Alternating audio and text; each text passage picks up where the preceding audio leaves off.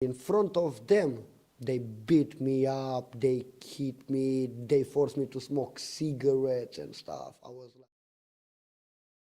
So Olaf, tell me about your childhood. How was it growing up? Whereabouts did you grow up? So basically, I born in Romania. My father is Turkish. My mom is Romanian. My father never recognized me as his son. So basically, I grew in orphanage 7 years. After 7 years, I've been through 5 families. Every single family I was standing maybe a year, and then moved to another family and another family. It wasn't easy, trust me. Why? It's the fact that when you kid, you have that acknowledgement in your brain. You know, the first people you see, you call them parents, innit? But when I was keep changing, I was like, I don't understand what's going on, yeah? Then, when I came to the last family, I was about 13, 14 years old. That was the moment when I realized what's going on, yeah? And then, the orphanage called me, and they told me, can you come out to us? We would like to tell you something about your family. I get a bit sad in the first year, so I was like, I don't know what to say. I went to them, and they showed me some pictures with a person which was older than actually my mom, you know, even if I never saw my family. But was shocking. This is all I know, was completely shocking, man. And they told me, you know that your mom left you when you was 3 months, baby. When I heard that, I just said, I want to leave from this place, you know. And they said, if you're okay with that, we'll let you go. So I left. Since then, I never came back there. My childhood wasn't good at all, rough. If I take my hat off and I shave myself, yeah, completely, I've got bumps on my head. I used to get beat up in orphanage in front of the carers and nobody being cared. Nobody, basically, yeah?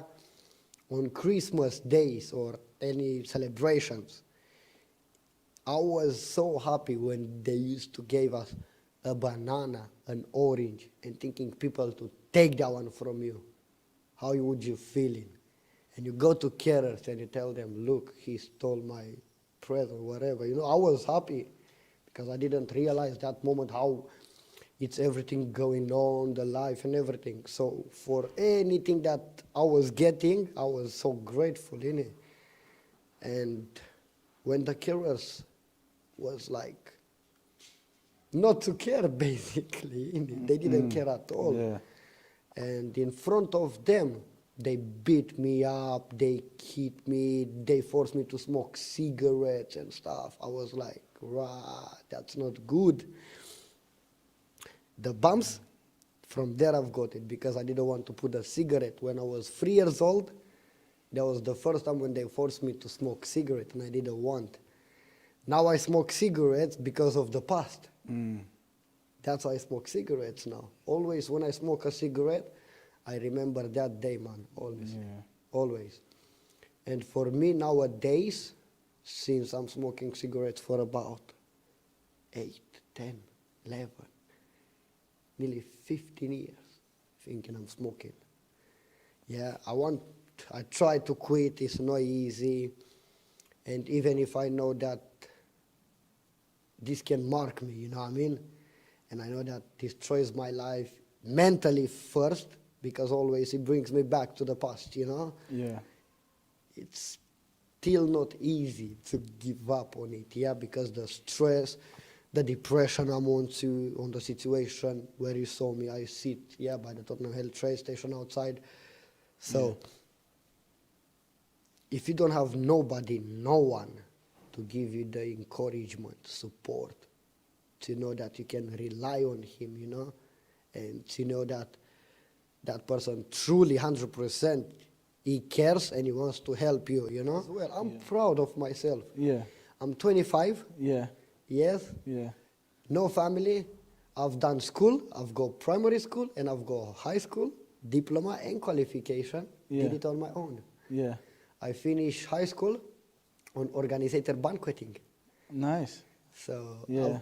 When I came first in this country, 2017, exactly on 4th January, I took the bus from my city in Romania, which is called Bacău.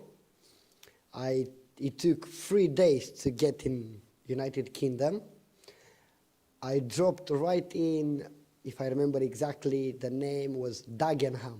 Okay. I was living there first time when I came in this country. I lived there for about 1, 2, nearly 3 years, something, Yeah. roughly.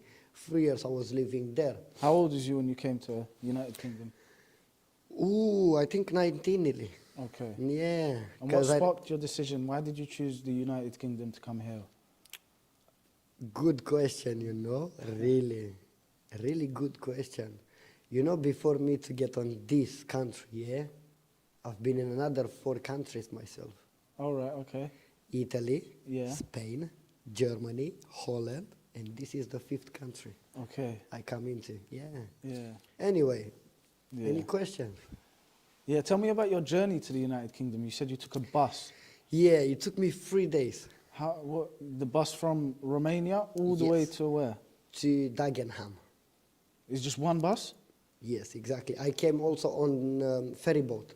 On the ferry, yeah. I don't remember the name of it. I think it's starting with D. Dover. Thank you. Yeah. Exactly. From I came Calais. through. Yeah, it took me half an hour on Dover to come in Dagenham. Yeah. In Dagenham, in United Kingdom. Yeah. From border to Dagenham was another 2 hours. Yeah.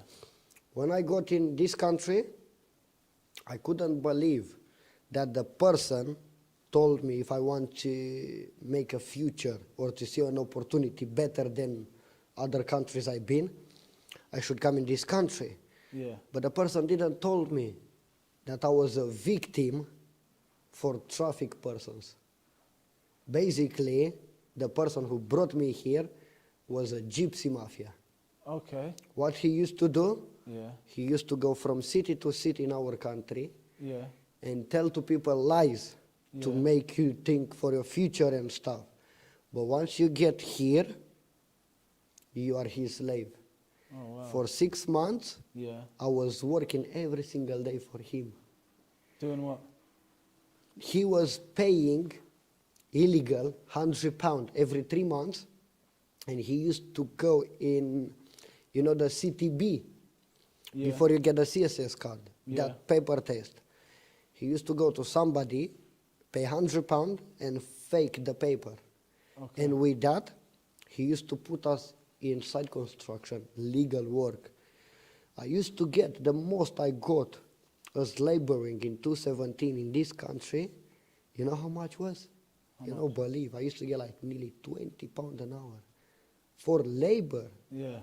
But I never got the money myself, never. Just one time, his wife gave me £20 without him to know it, and she told me, don't say it to my husband, because if Yeah. you tell him, it will kill you and he will kill me. Yeah.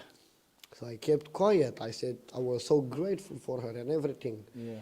And for what she did that day, I said I want to pay back. What I was doing every single day, being slave from 8 o'clock in the morning to maximum 6 o'clock in the evening. Come home, they give you a pot of food, and then they tell you, do whatever you want. But you never enjoyed Where did you basically used to your live? life. In his house. Oh. He had 25 people in his house. Oh, wow. Thinking, I used to sleep with another about 20 people in a room. Oh, wow. 20 people. And the room, let's put as big this nice room studio is, let's put quarter of it. Thinking about it, quarter of this room, right here, quarter of it, and 20 people, one on top of the other. Wow. Beds, you know, those kind of students' beds. Yeah. We had only 2 beds in there, 3 people sleeping in one, basically. Yeah, Yeah. that was crazy, mad. Yeah. After 6 months, I realized that the guy is completely dodgy, and I realized what was happening basically. I started to regret it, but I said, instead of shut my mouth and keep being slave for him, you know what I mean? And make him the money and me to die without nobody to know, you know what I mean? Yeah.